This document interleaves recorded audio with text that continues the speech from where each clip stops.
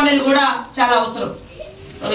ఈ హాల్ కానీ ఆ టాయిలెట్స్ వాడుకుంటారు, ఎట్లా నీళ్లు వాడాలి, ఎట్లా ఏంది మంచినీళ్ళు ఉంది ట్యాంకర్, దాన్ని ఎట్లా యూజ్ చేసుకోవాలి, ఎట్లా శుభ్రంగా ఉంచుకోవాలి, ఇవన్నీ కూడా ఆశా వర్కరు అంగన్వాడీ టీచర్స్ కూడా ఎప్పటికప్పుడు వాళ్ళకు చెప్పి దీన్ని భవిష్యత్తులో రేపు ఎవరు వచ్చినా కూడా ఈ ఊరికి తీసుకొస్తాం, ఇట్లా కావాలి మా అంటే ఇలాంటి ఇంకా కొన్ని మన సిసి రోడ్ కూడా తొందరలోనే వేసుకొని ఎట్లా ఉండే గతంలో ఇప్పుడు ఎట్లా చేస్తున్నాము అనేది ఒక మోడల్ గా మనం చూపెట్టాల్సిన అవసరం ఉంది.